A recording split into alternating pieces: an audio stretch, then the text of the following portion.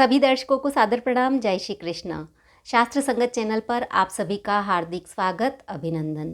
दर्शकों, आज इस चैनल के माध्यम से यह जानकारी दी जाएगी कि कार्तिक मास वैकुंठ चतुर्दशी व्रत कब किया जाता है, इस व्रत को करने से क्या लाभ होते हैं, इस व्रत का क्या महत्व है, क्या मान्यताएं हैं, पूजा की विधि क्या रहेगी और इस दिन क्या विशेष उपाय किए जाने चाहिए। जो कार्तिक स्नान कर रहे हैं उन्हें तो विशेष ध्यान देना ही है, और जो कार्तिक स्नान नहीं कर रहे हैं उन्हें भी ध्यान देना है। तो दर्शकों, वैकुंठ चतुर्दशी कब होती है? तो वह होती है कार्तिक मास शुक्ल पक्ष की चतुर्दशी तिथि के दिन वैकुंठ चतुर्दशी होती है, और इस दिन का विशेष महत्व है। यह दिन भगवान विष्णु, जो कार्तिक मास के देवता हैं, और भगवान शिव, देवों के देव महादेव को समर्पित है। यह दिन भगवान विष्णु और देवों के देव महादेव को समर्पित है, क्योंकि महीना कौन सा है? कार्तिक महीना है, तो भगवान विष्णु को समर्पित है। और तिथि कौन सी है? कार्तिक मास शुक्ल पक्ष की चतुर्दशी तिथि, और चतुर्दशी तिथि के देवता भगवान शिव होते हैं। तो भगवान विष्णु और भगवान शिव को समर्पित होता है यह दिन, इसीलिए इसका विशेष महत्व है। अब इसके क्या लाभ होते हैं, इस व्रत के क्या लाभ होते हैं? तो वैकुंठ चतुर्दशी के दिन भगवान विष्णु की पूजा करते हैं, इस दिन व्रत करते हैं, तो वे वैकुंठ धाम को प्राप्त होते हैं, स्वर्ग लोक को जाते हैं। और इस दिन भगवान शिव की भी पूजा करते हैं, भगवान विष्णु की भी पूजा करते हैं और व्रत करते हैं, तो भगवान शिव भी प्रसन्न होते हैं, उनकी कृपा प्राप्त होती है। और व्यक्ति ने जाने अनजाने में जो भी पाप कर्म किए हैं, तो उन पापों का नाश होता है और मोक्ष की प्राप्ति होती है, स्वर्ग लोक की प्राप्ति होती है। तो इसका यह बड़ा ही महत्वपूर्ण लाभ है। अब हम बात करेंगे महत्व क्या है। तो इस दिन शिव पुराण के अनुसार इसी दिन भगवान शिव ने भगवान विष्णु को अपना सुदर्शन चक्र दिया था। इसी दिन कार्तिक मास शुक्ल पक्ष की चतुर्दशी तिथि के दिन ही भगवान शिव ने भगवान विष्णु को अपना सुदर्शन चक्र दिया था। इस दिन भगवान शिव और भगवान विष्णु एक समान रहते हैं। इस दिन जो व्यक्ति, जो श्रद्धालु 1000 कमल पुष्प से भगवान विष्णु की पूजा करते हैं और साथ ही भगवान शिव की पूजा करते हैं, तो उन्हें परिवार सहित वैकुंठ धाम की प्राप्ति होती है, ऐसा कहा गया है। तो इस दिन भगवान विष्णु, भगवान शिव की पूजा का बड़ा ही महत्व है। और अगर इस दिन किसी व्यक्ति की, किसी प्राणी की मृत्यु हो जाती है, तो वह सीधा स्वर्ग लोक जाता है, वैकुंठ धाम को जाता है। अब प्राचीन मान्यता क्या है? तो प्राचीन मान्यता यह है कि भगवान विष्णु ने काशी में भगवान शिव को 1000 कमल पुष्प चढ़ाने का संकल्प लिया। यह निर्णय किया कि मैं काशी में भगवान शिव की आराधना करूंगा और भगवान शिव को 1000 कमल पुष्प अर्पित करूंगा। तो उसके बाद भगवान शिव भी भगवान विष्णु की परीक्षा लेना चाहते थे, तो उन्होंने क्या किया? उन कमल पुष्पों में से एक कमल नष्ट कर दिया। अब पूजा कर रहे थे भगवान विष्णु, एक कमल कम पड़ गया, तो पूजा में बीच में से उठ नहीं सकते हैं, यह नियम होता है। तो भगवान विष्णु, जो राजीव लोचन कहलाते हैं, कमल नयन कहलाते हैं, तो उन्होंने अपने नेत्र भगवान शिव पर चढ़ाना प्रारंभ किया। तो उसी समय भगवान शिव प्रकट हुए और बहुत प्रसन्न हुए, और उन्होंने कहा कि कार्तिक माह के इस शुक्ल पक्ष की चतुर्दशी को वैकुंठ चौदस के नाम से जाना जाएगा। उसी दिन भगवान शिव ने भगवान विष्णु को कहा कि यह दिन बड़ा ही महत्वपूर्ण होगा और यह वैकुंठ चतुर्दशी नाम से जाना जाएगा। इस दिन जो मनुष्य विधि पूर्वक भगवान विष्णु की पूजा और व्रत करेगा और कमल के पुष्पों से भगवान को श्रृंगारित करेगा, उसे सीधे वैकुंठ लोक की प्राप्ति होगी, स्वर्ग लोक की प्राप्ति होगी। एक और पौराणिक कथा है कि देवर्षि नारद हैं, वे भगवान विष्णु के लोक में गए और उन्होंने कहा कि इस संसार में जो साधारण व्यक्ति है और जो भगवान का आस्तिक है, उसे मोक्ष की प्राप्ति कैसे हो। तो भगवान विष्णु ने कहा कि कार्तिक मास शुक्ल पक्ष की चतुर्दशी तिथि के दिन जो मेरी पूजा करेगा, मेरा व्रत करेगा, तो उन्हें वैकुंठ धाम की प्राप्ति होगी, स्वर्ग लोक की प्राप्ति होगी, मोक्ष की प्राप्ति होगी, ऐसा भगवान ने कहा। उसके बाद भगवान ने उसी समय द्वारपाल, अपने द्वारपाल जो थे उनके जय और विजय नाम के उन्होंने उन्हें आदेश दिया। क्या आदेश दिया कि किस दिन कार्तिक मास शुक्ल पक्ष की चतुर्दशी तिथि के दिन स्वर्ग लोक के जो दरवाजे हैं वे खुले रहने चाहिए, द्वार खुले रहेंगे। तो इस दिन जिस किसी भी प्राणी की मृत्यु होती है तो वो सीधे स्वर्ग लोक को जाता है। अब हम बात करेंगे पूजा विधि की कि इस दिन किस प्रकार से पूजा करनी चाहिए।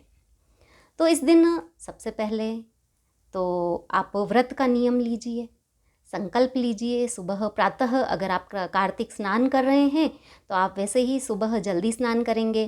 तो स्नान करने के पश्चात भगवान को दीपदान कीजिए, आपके घर में जो मंदिर है वहाँ पूजा कीजिए और फिर हाथ में जल, अक्षत और पुष्प लेके संकल्प कीजिए, अपना नाम, अपनी गोत्र का नाम लेकर संकल्प कीजिए कि आज मैं वैकुंठ चतुर्दशी का व्रत कर रहा हूँ या कर रही हूँ, तो मुझे इसका फल प्राप्त होवे, और फिर जल को छोड़ दीजिए।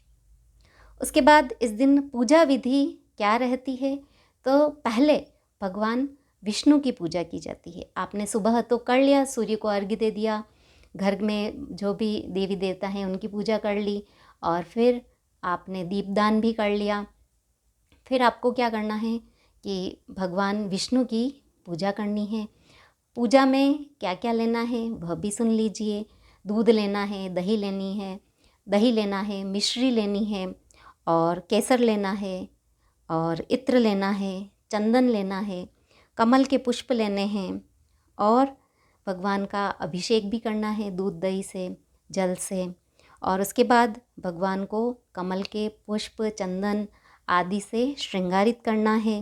उसके बाद धूप करना है, दीपक करना है, और फिर भगवान की पूजा करनी है, भगवान को नैवेद्य अर्पित करना है। और इस दिन विशेष रूप से दूध से बनी खीर का नैवेद्य किया जाता है।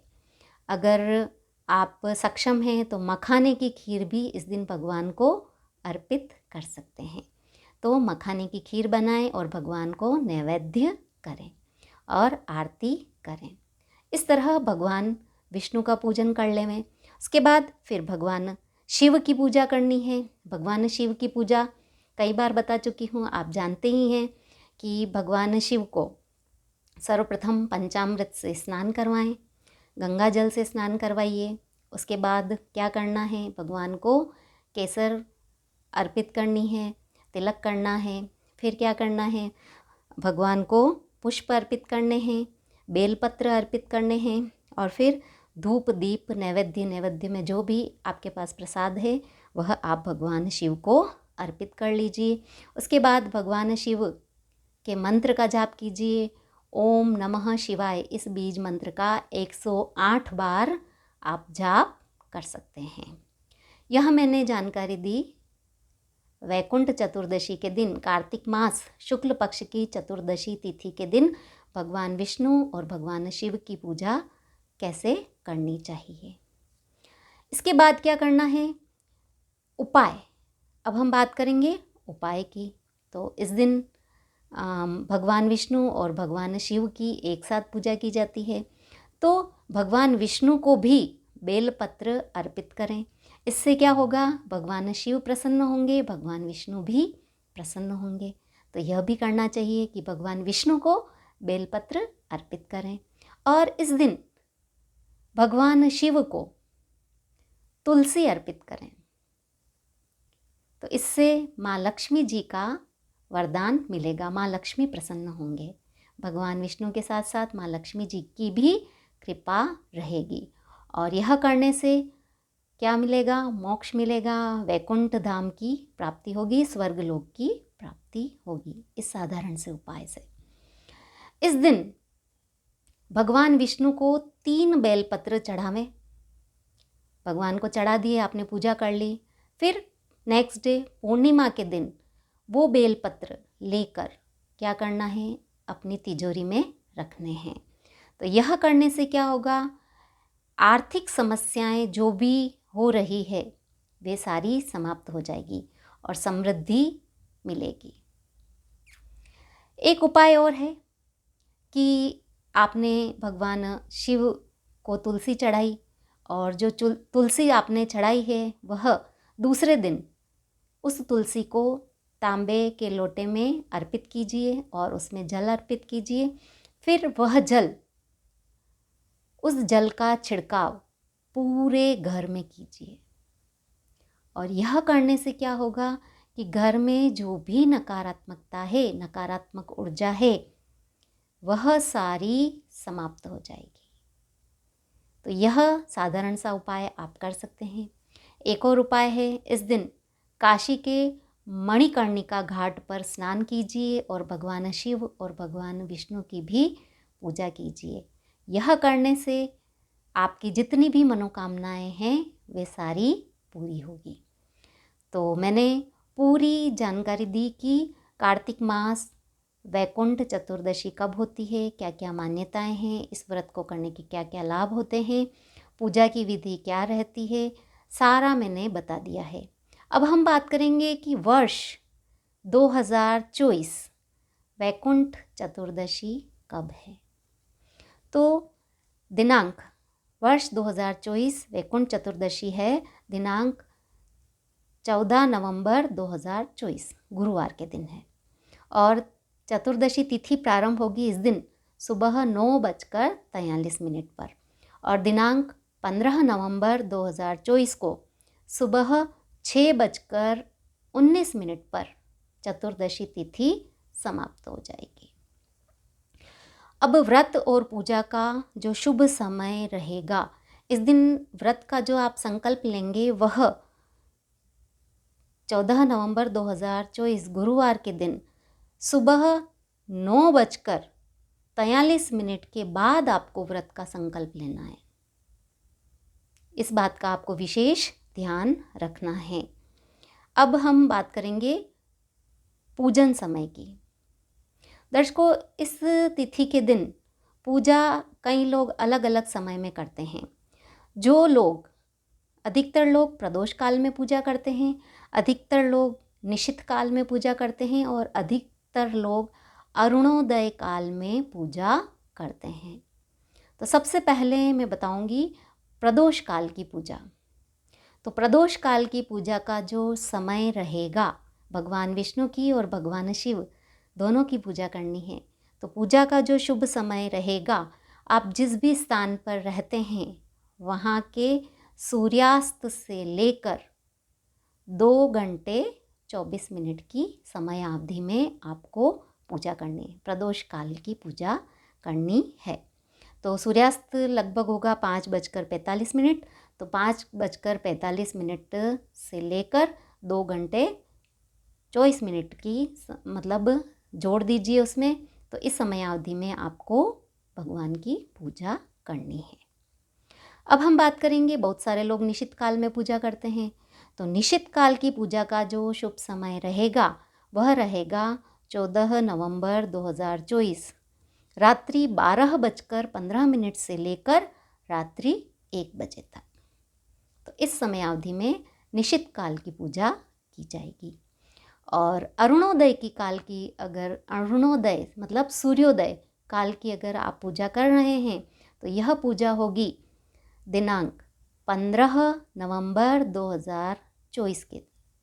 इस दिन रात्रि सुबह जल्दी मतलब 3:30 से लेकर प्रातः 6 बजे तक, तो इस समयावधि में आप पूजा कर सकते हैं।